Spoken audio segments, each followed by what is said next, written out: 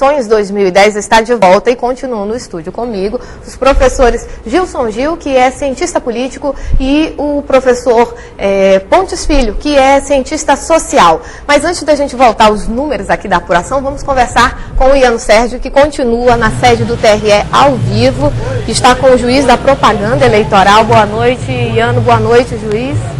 Boa noite, Carla. Estamos aqui com o doutor Paulo Feitosa para falar um pouco sobre a avaliação dele sobre esse pleito. Doutor, realmente foi uma eleição, um pleito tranquilo? Quer dizer, correspondeu às expectativas de vocês ou até superou? Eu acredito que superou as nossas expectativas. Como já disse anteriormente, nós tivemos a felicidade de ver o encontro da cidadania com a democracia. O eleitor...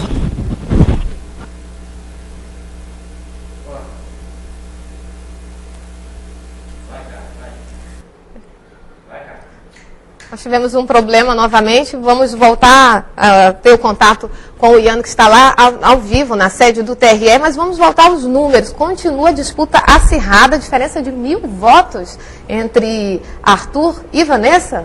Com quase 90% já apurados, a gente vê Eduardo Braga na frente, com mais de 1 milhão de votos, como a gente falava, 1.130.000. É um grande fenômeno mesmo. Eu acho que ele vai bater 1.200.000, 1.250.000, não tem erro, como a gente falava desde o início. Lembrando que no estado temos quase 2 milhões de eleitores, então mais da metade, mas já... Agora, surpreende que nessa reta final, né, o que pode-se notar que o papel dos votos do interior foram fundamentais para mudar esse cenário, né, favorável à candidata Vanessa.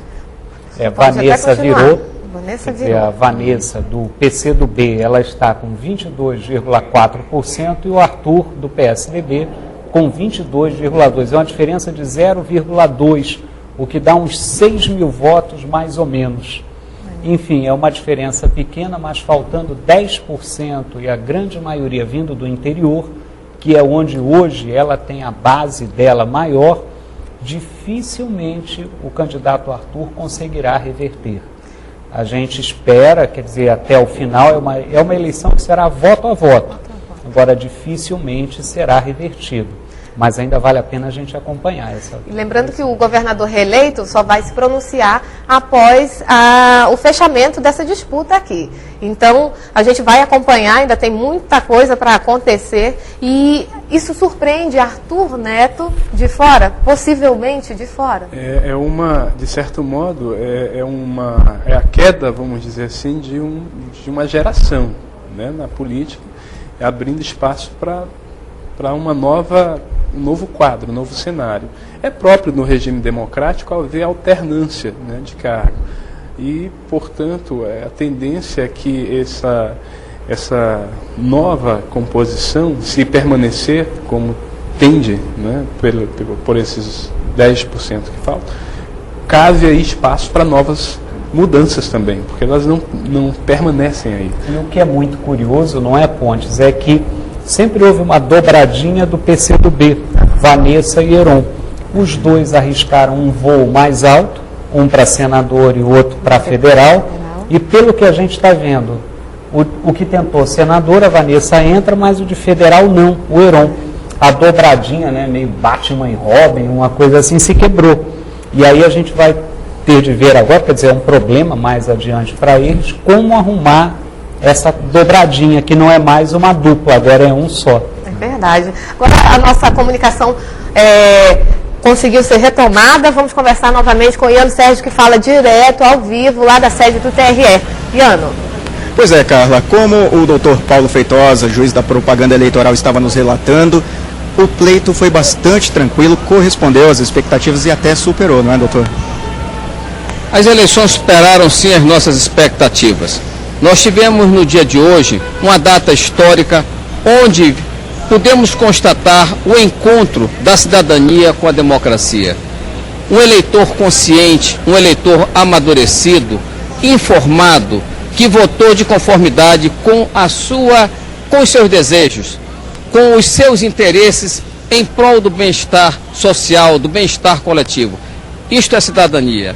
Democracia é a escolha acertada que se faz de candidatos que podem ser eleitos e nos representar trabalhando melhor pela sociedade, procurando melhorar cada dia mais a condição de vida do povo brasileiro. Por isso, encontraram-se a democracia com a cidadania. Agora, o esquema montado pela Justiça Eleitoral para garantir a segurança e também evitar a prática de crimes eleitorais, principalmente aqui na capital, funcionou plenamente, doutor? Funcionou muito bem, mas há todo um conjunto que precisa ser enaltecido. A imprensa, com seu papel de informar, de alertar, de divulgar, foi primordial para o êxito que nós tivemos. A Associação dos Magistrados Brasileiros, com a sua campanha Eleições Limpas, sob o lema Não Vendo Meu Voto, também transformou cada eleitor em um agente multiplicador da seriedade com relação ao voto. A administração do Tribunal Regional Eleitoral, a senhora desembargadora Maria das Graças Pessoa Figueiredo, com a sua dedicação, com a sua assiduidade, estimulando os juízes a estarem atentos e presentes. E a força pública, são todos estes elementos muito favoráveis ao resultado que nós tivemos hoje. Uma festa cívica, um momento tranquilo, sem notas desabonadoras, sem situações graves ou registros policiais que desmerecessem a grandeza do dia de hoje. Doutor, muito obrigado, uma boa noite para o senhor. Eu aqui agradeço e elogio novamente o papel de vocês da imprensa, divulgando, informando e auxiliando a justiça a cumprir o seu papel. Ok, obrigado. Aí, Carla, o juiz da propaganda eleitoral, doutor Paulo Feitosa, realmente confirmando que o pleito foi bastante seguro, não houve tantas práticas aí de crimes eleitorais na cidade e também o interior do estado surpreendeu. Aqui na sede do Tribunal Regional Eleitoral, muitos correligionários, principalmente dos candidatos ao Senado, Arthur Virgílio Neto e Vanessa Graziotin. Nesse momento, Vanessa Graziotin está na frente nessa disputa acirrada e que promete. Carla. Promete mesmo, Leandro. Obrigada, boa noite. Bom, a turma esperando na frente do TRE para saber se esses números ainda vão se alterar ou se já podem... Agora é interessante, Carla, a gente estava atualizando o deputado federal. Continua Praciano na frente, só que na chapa do governo teve uma mudança. A gente acredita, estava conversando com o Pontes, que a chapa de oposição só faz dois, Praciano e Henrique Oliveira. Dificilmente o Marcelo Serafim conseguirá se eleger. Com isso, a chapa do governo faz 6. Pela atualização, Rebeca Garcia, Átila Lins, Silas Câmara, Carlos Souza, que desceu, estava lá na frente, Palderney e, a surpresa, passando, atropelando na reta final, Sabino Castelo Branco, que no último bloco que a gente entrou, estava lá atrás de Plínio, do Dr. Luiz Fernando, com Heron lá atrás, e o Sabino está atropelando. Então, hoje, se o governo fizer 6, o Sabino está dentro. Ele é o 6º candidato. Então, com essa composição, pode-se perceber que, para deputado federal, não mudou muita coisa. Né? Permanece, basicamente, o que era antes, com uma pequena mudança. Né? A entrada do Henrique Oliveira e Palderney. Ocuparam as vagas de quem?